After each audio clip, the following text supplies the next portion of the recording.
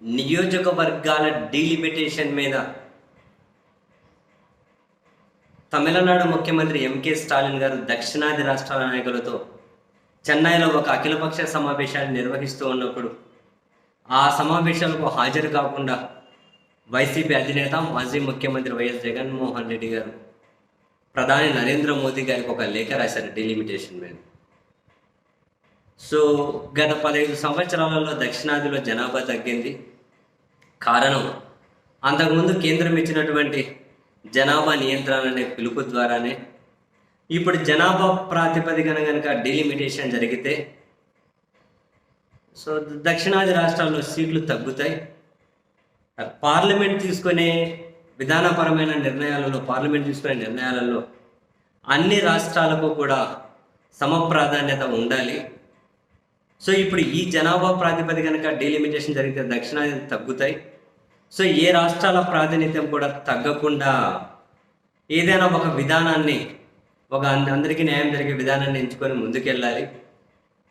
So ఇప్పుడు ఈ జనాభాను బేస్ చేసుకొని డీలిమిటేషన్ జరగకుండా అండ్ దక్షిణాది రాష్ట్రాలకు సీట్లు తగ్గకుండా చూడండి అని జగన్మోహన్ రెడ్డి గారు ప్రధానికి అయితే లేఖ రాశారు.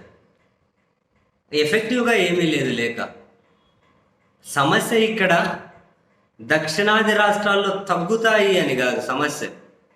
మొన్న అమిత్ షా గారు కేంద్ర హోంశాఖ మంత్రి గారు చెన్నై పోయినప్పుడు కూడా ఆయన కూడా ఒక మిస్లీడింగ్ స్టేట్మెంట్ ఇచ్చారు.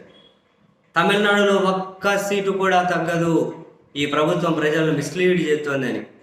ఒక సీటు తగ్గుతుంది తగ్గదని కాదు. ఇప్పుడు దేశవ్యాప్తంగా ఫర్ ఎగ్జాంపుల్ 300 ఎంపీ సీట్లు పెరిగినాయి అనుకుందాం. దక్షిణ భారతదేశంలో 20 పెరిగి ఉత్తర భారతదేశంలో 280 పెరిగితే ఆ దక్షిణ భారతదేశంలో ఒక్క సీటు కూడా తగ్గలేదంటే కుదురుతుందా? నీకు దక్షిణ భారతదేశ ప్రాతినిధ్యం ఏడుందో అక్కడే ఉండి ఉత్తర భారత ప్రాతినిధ్యం మాత్రం ఇక్కడ ఉందనుకోండి, ఇంకెవరికి కావాలి తగ్గితే? ఇక్కడ తగ్గడం కాదు, 2 సీట్లు పెరిగినా కూడా అంగీకరించకూడదు. జనాభాను నియంత్రించండి అని చెబితే నియంత్రించకుండా విచ్చలవిడిగా పెంచేసి అటువైపు మరి ఇప్పుడు ఆ జనాభా ప్రాతిపదికన డిలిమిటేషన్ చేస్తామంటే ఏంటి?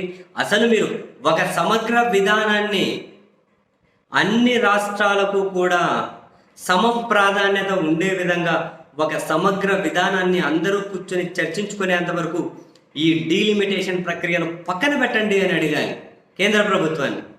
దక్షిణ భారతదేశం ప్రాతినిధ్యం తగ్గకుండా చూడండి, తగ్గకుండానే చూస్తారు. ఎందుకంటే ఇక్కడ తగ్గించేసి అక్కడ పూర్తిగా పెంచుకోరు కదా. మీకు తగ్గలేదు కదా, అన్నీ ఉన్నాయని మావి మాత్రం ఫుల్ పెంచుకుంటామంటే ఏమైనా అర్థం పడతాం ఉంటుందా? అదేమైనా అర్థం పడతామైన డిమాండా? అసలు కేంద్రం సమాధానం చెప్పాల్సింది ఏంటి? జనాభా నియంత్రించాల్సిన రాష్ట్రాలను నియంత్రించిన రాష్ట్రాలను శిక్షించడం ఏంటి?